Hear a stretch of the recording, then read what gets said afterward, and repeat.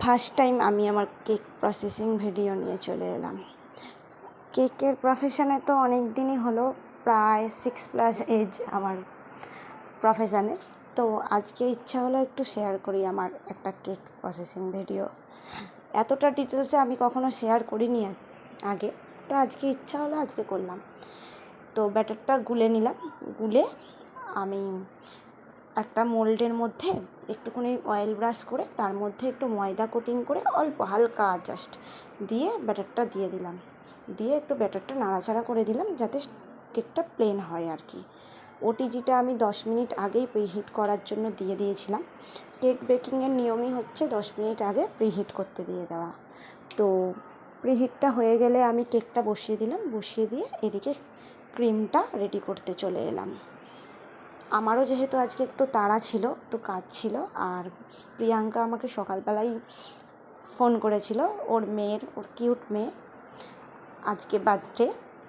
তো সময়টা হাতে কম ছিল, আর এখন প্রচণ্ড গরম, তো কেকটা 3-4 ঘন্টা ফ্রিজে না রাখলে সেই রকম টেস্টটা আসে না আর কি।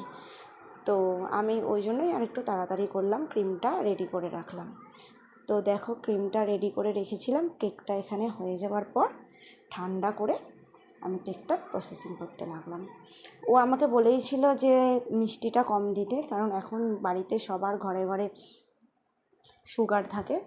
তো আমি এখানে নর্মাল ওয়াটার ইউজ করেছি। বেসিক্যালি সুগার সিরাপ ইউজ হয়, বাট আমি এই কেকটাতে নর্মাল ওয়াটার ইউজ করেছি।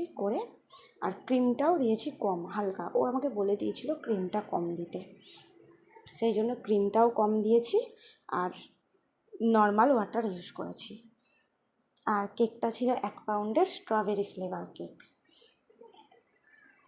তো দেখো, আমি আর একটা লেয়ার করছি।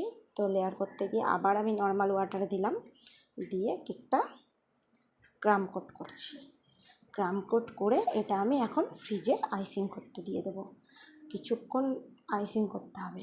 কেক তো তোমার একবারে হয় না, কেক স্টেপ বাই স্টেপ করতে হয় কিছুক্ষণ পর পর।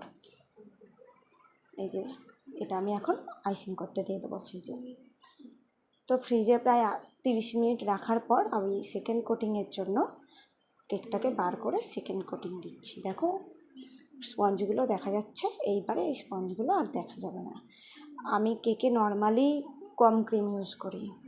যতই ক্রিম আমার ফ্রেশ হোক, বা আমার ক্রিম নিয়ে আজ পর্যন্ত আমাকে কোনো কথা শুনতে হয়নি, কেক নিয়েও কথা শুনতে হয়নি, বাট ক্রিমটা নিয়ে সবাই অ্যাপ্রিসিয়েট করে আমাকে, যে তোমার ক্রিমটা খুব ভালো, যেহেতু আমি ক্রিমে কিছু মেশাই না। আর আমি কেক নেওয়ার সময় বলেই দিই, কেক কিন্তু বাইরে রাখা যাবে না। তোমরা আইসক্রিম খাওয়ার সময় যেমন আইসক্রিম বাইরে রাখলেই গলে যায়, আমার কেকও সেম। আধা ঘন্টা, 30 মিনিট, 45 মিনিট কেকটা বাইরে রাখলে কেকটা আমার গলতে শুরু করে দেবে। এটাই, কেননা আমি ক্রিমে কোনো রকম কোনো কিছু ইউজ করি না। আর বাচ্চারাও ওই জন্য খেয়ে, আমার কাছে অনেক আমার কাস্টমার আছে, তারা বলে দিদি তোমার ক্রিম খেয়ে একমাত্র আমার বাচ্চাদের কোনো শরীর খারাপ হয় না, বা পেটে ব্যথা হয় না, বা কোনো রকম প্রবলেম হয় না। আমি ক্রিমে কিছু ইউজ করি না, কারণ আমার বাড়িতেও তো বাচ্চা আছে। তো যাই হোক, মেঘনার ফেভারিট কালার পিঙ্ক, তো প্রিয়াঙ্কা আমাকে বলে দিয়েছিল যে পিঙ্ক কালার দিয়েই ডেকোরেশনটা করতে। আমারই একটা কেক ও আমাকে পাঠিয়েছিল, কালারটা জাস্ট চেঞ্জ হবে সেটা বলে দিয়েছিল।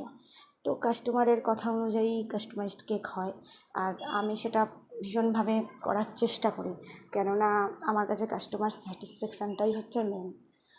কাস্টমারের কথা অনুযায়ী আমি কাস্টমারের কেকটা বানাই। এই জন্যই তো দোকানের কেকের সাথে হোমমেড কেকের তফাৎ, তাই না?